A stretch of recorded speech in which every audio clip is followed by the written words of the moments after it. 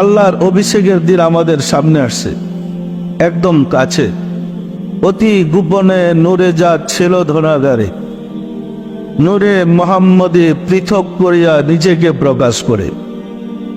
নূরে মোহাম্মদী হইতে সমস্ত নূর করিয়া জুদা, সৃষ্টির লীলা শুরু করেছেন দয়াময় খোদা।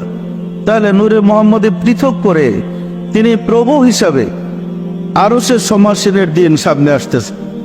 এই বরকতময় দিনে অসংখ্য মানুষ পরিত্রাণ পায়, বিপদ আপদ থেকে মুক্তি পায় এবং আল্লাহর দয়া পায়। তার জন্য আগে থেকে আমাদের সতর্ক থাকতে হবে। আশিকে রাসূলদের হৃদয়ে নবী পরিবারের প্রতি তো প্রেম থাকাটা স্বাভাবিক। আপনার ছেলে যদি বাহিরে কোথাও গিয়ে আটকা পড়ে, আপনার কি প্রাণ কাঁদবে না? কাঁদবে না? কাঁদবে না? আমরা যদি আশিকে রাসূল মোমেন হই, নবী পরিবার যখন মদিনা থেকে যাত্রা করলেন ইরাকের দিকে, দামেস্কের দিকে, তখন যে রাস্তার মধ্যে অবরুদ্ধ হয়ে তারা বিপদে পড়েছিলেন, প্রতিটা মুহূর্ত, প্রতিটা সময় আমাদের হৃদয়ের মধ্যে উপলব্ধি হওয়া উচিত যে রাসূলের পরিবার এই দিন এই সময় এই মুখ জায়গায় ছিলেন, যাত্রা করেছিলেন।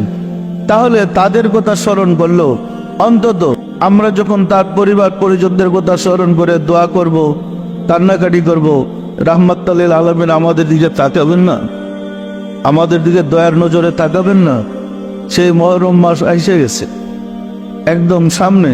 স্মরণ করবেন নবী পরিবারের উপরে এবং দুরুদ ও সালাম পৌঁছাবেন তাদের প্রতি। সব সময় দুরুদ ও সালাম পৌঁছাতে চেষ্টা করবেন, একদম নিয়মিত যেন ভুল না হয়। আসার পরে আর রহমতের সময় এই দুই টাইমে যেন আমরা দুরুদ ও সালামে ওনাদের জন্য দোয়া করি। ওনাদের প্রতি দুরুদ সালাম দোয়া পৌঁছানোর অর্থ ওনাদেরকে স্মরণ করলাম। আমরা যখন ওনাদেরকে স্মরণ করলাম, ওনারা দয়া করে আমাদেরকে স্মরণ করবেন। ওনারা যদি দয়া করে আমাদেরকে স্মরণ করেন, তাহলে আমাদের বিপদ থাকার কথা নয়। আমাদের বিপদ থাকবে, রাব্বুল আলামিন আমাদের প্রতি খুশি হবে। তাই মুহররমের শুরু থেকেই আমরা মহব্বতের সাথে দুরুদ ও সালাম পেশ করব। পারবো না আর বেশি বেশি মানুষকে দাওয়াত দেব আশিকে রাসূল হওয়ার জন্য।